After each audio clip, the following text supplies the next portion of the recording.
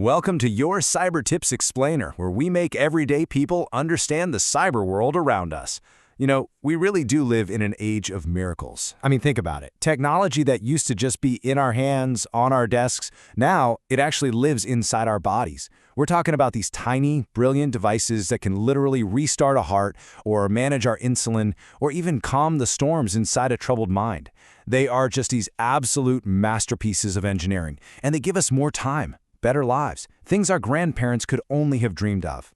But what if these miracles have a secret? A hidden crack in the armor? What if there's a ghost in the very machine we've welcomed into ourselves?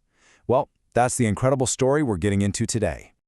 So, we've broken this down into 6 parts. First, we'll start with a ghost in the machine, just to appreciate the wonder of this tech. Then we'll hear the hacker's warning about the guy who saw the danger coming. We're going to look at the anatomy of an attack to really understand how this was even possible. After that, we'll see building the cyber shield, how the system started fighting back. We'll face the huge challenge of the never-ending patch, and we'll wrap it all up with security as a lifeline, asking what this all means for you, for me, for the future of medicine. So let's begin with the marvel of the machine itself. All right, Act 1. I want you to just take a second and really imagine the people behind these stories. Picture a grandfather, whose heart has a dodgy rhythm. For years, he's been terrified to even pick up his grandchild. But now he can, without a second thought, because a pacemaker is his silent guardian. Or think of a young woman with diabetes. Her life no longer ruled by the clock and the needle. She's free because an insulin pump is working for her, perfectly. A veteran maybe, haunted by tremors that won't stop, finally finding stillness because a tiny stimulator in their brain is quieting the chaos. You see, these aren't just gadgets, they are restored lives. They're moments with family that were almost lost. They're rewritten futures. But like with any great leap, there's always a shadow, a question mark hiding just behind the miracle. To get the secret, you first have to appreciate the machine. Just think about this. It starts with something so impossibly small, smaller than a coin. It can be implanted so easily that it just becomes this seamless, almost forgotten part of you. A tiny bit of metal and silicone, quietly doing a job of monumental importance. And yet, the power it holds is almost biblical, isn't it? I mean, the power over life and death, delivered in one precise electrical pulse at the most critical second imaginable. It's like a little digital guardian angel, standing watch against the final silence. And this right here is where our whole story pivots. For convenience, right? So a doctor can check on you from hundreds of miles away, or so the device can get a critical software update. For all these good reasons, this intimate, life-sustaining machine reaches out. It plugs into the vast, wild, chaotic world of the internet. It becomes just another thing in the Internet of Things. And that single, simple fact changes everything. Because that connection, the one that was designed for care and convenience, it also creates a doorway. It opens a direct path from anywhere in the world, right into the human body. A vulnerability so deep, so personal. It makes you question the very trust we place in the technology that we rely on to, well, live.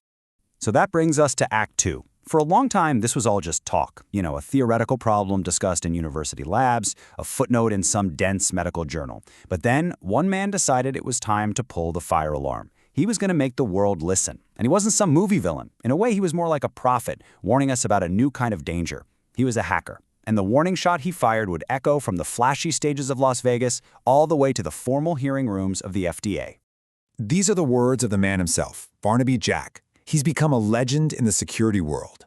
And what's so important here is his motive. He wasn't some bad guy trying to cause chaos. He was a showman for sure, but a showman with a conscience. He was what we call an ethical hacker. He basically performed magic tricks with computer code to show people the danger. He believed the companies making these devices were just asleep at the wheel, and the only way to wake them up was to show them, dramatically and publicly, just how vulnerable their patients really were. He was shining a spotlight into a very, very dark corner.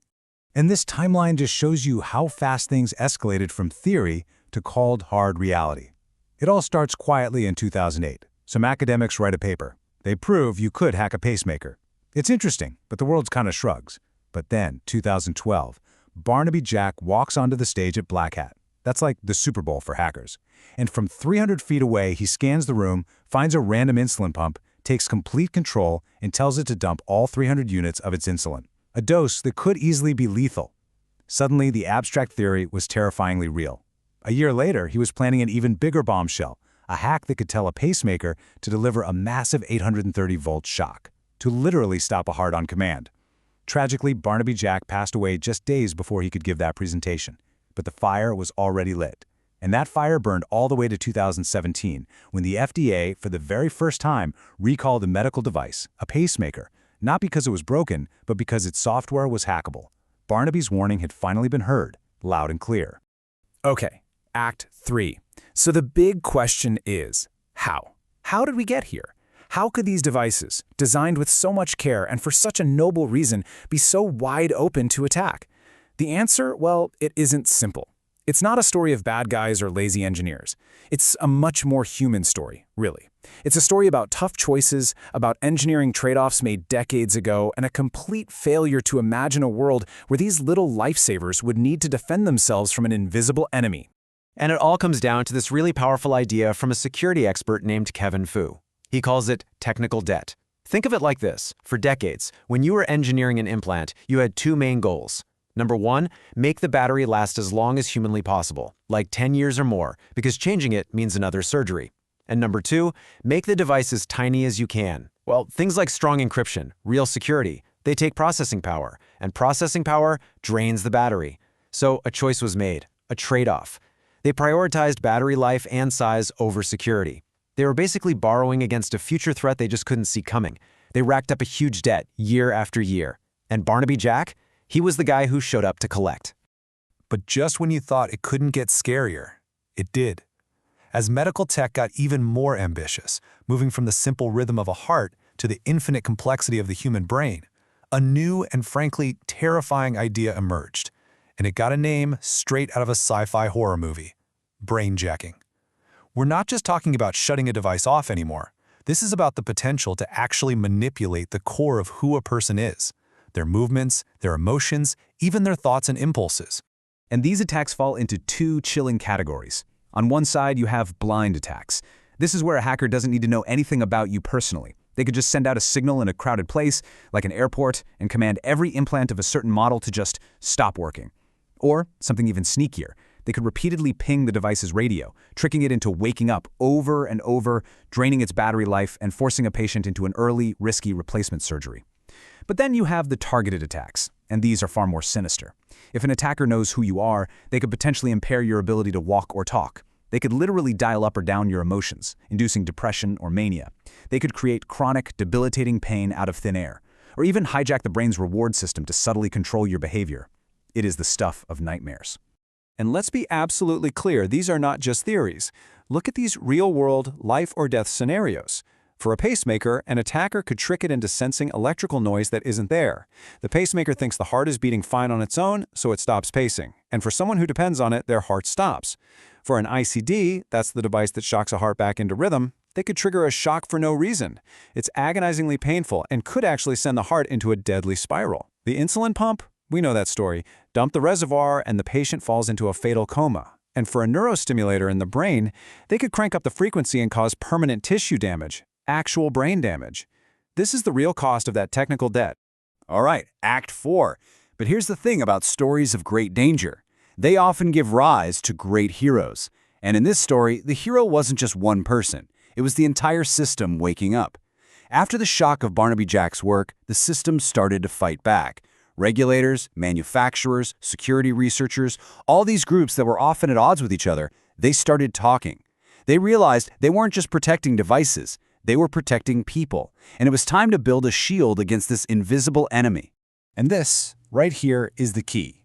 This is the massive philosophical shift that happened at the FDA, the government agency in charge of all this. For years, security was, at best, an afterthought. It was something you tried to bolt on at the end. Well, the new rule was a revolution. Security had to be built in from the ground up, from the very first line of code. It's an idea called the Secure Product Development Framework, and it basically says that security is now part of the device's DNA. It's just as important as the battery. So what does that actually mean in practice? Well, the FDA laid out 5 core rules for every new device. Number 1, authenticity. The device has to be sure that any command it gets is from a trusted source. 2, authorization. Just because you're a doctor doesn't mean you should be able to do everything. Access is limited. 3, availability. This one is huge. Security can never ever get in the way of a doctor trying to save a life in an emergency. 4. Confidentiality. Your private medical data has to stay private. And finally, maybe the most important one, updatability. The device has to be built from day one to be securely updated when, not if, new problems are found. So how do you actually keep track of all of this? One of the most powerful tools they came up with is this, the Software Bill of Materials, or SBOM. The easiest way to think of it is like the ingredients list on your food. For the very first time, device makers have to provide a complete, detailed inventory of every single piece of software on their device, including all the third-party stuff. And this is a total game changer, because if a flaw is found in some common piece of code, a contaminated ingredient, hospitals can now instantly know exactly which of their devices are affected and need a fix. It's all about transparency, and now it's mandatory. Okay, Act 5. Now, building a shield for all the new devices is one thing. That's the future. But what about the past? What about the millions of devices already out there, inside people, right now? Devices that were built during that era of technical debt with software that's ancient and was never meant to be changed. Securing them isn't as simple as clicking Update. It's more like a delicate, complex kind of digital archaeology. Just look at this image. This is the reality. It's a critical piece of medical equipment, and it's running a version of Windows that's decades old and hasn't been supported for years. This is what we call a legacy system. The code was written to last, and it did. But the world and all the threats in it changed completely around it. The people who wrote that code are probably retired. The tools to even work on it might not exist anymore. Trying to fix a security hole in something like this is like trying to repair the wiring in an old historic mansion without damaging the priceless paintings on the walls. One wrong move, one tiny mistake, and the whole life-sustaining system could just crash. So why is it so hard? Why can't we just update it like we update our phones? Well, because every single patch is a change to a life support machine. It has to be tested and retested and then often go through a whole new review by the FDA. It might mean the patient has to come into the hospital, have their device taken offline for the update. That has risks. And then you have to convince busy doctors and worried patients that this theoretical risk of some future hack is worth the very real, immediate risk and inconvenience of the update itself. It's a deeply human problem, just as much as a technical one. And that brings us to our final act. We have seen the miracle of the machine, we've heard the hacker's chilling warning, we've picked apart why it failed, and we've watched the system build a shield. So what does that leave us? What's the new reality? It's this. We have to accept that cybersecurity isn't some extra feature anymore. It is the foundation. It is the very bedrock of trust between a patient and the piece of technology that's keeping them alive. And here it is, the question that has been hanging over this whole story. Are the devices inside us safe? The honest answer? It's more complicated than just yes or no. The truth is, no connected device on this planet is ever going to be 100% unhackable. But here's what has fundamentally changed: the entire ecosystem. Today, these devices are designed from the get-go with security in mind. The manufacturers, the hospitals, the regulators, everyone is operating with a constant awareness of these threats. That technical debt is finally being paid down. So no, nothing is perfect, but the foundation is 1,000 times stronger, and the conversation is happening out in the open. And that, right there, is our most important defense. And that leaves us with one final thought to wrestle with. For so long, we thought of these as two separate worlds. Healthcare was biology, medicine, doctors. Cybersecurity was computers, networks, IT guys. But that line has completely dissolved. When the code that runs your heart or your brain is connected to a global network, that code is your healthcare. Protecting that code is patient safety. This isn't just a tech problem to be solved. It's a complete redefinition of what it means to care for another human being in the 21st century. The ghost is out of the machine now, and we have to learn to live with it and be forever vigilant. Go on a watch marathon of our playlists with friends or colleagues to become a cybersecurity expert. And don't forget to subscribe to this channel, like, and share this video with someone you deeply care about to have a foolproof cyber defense.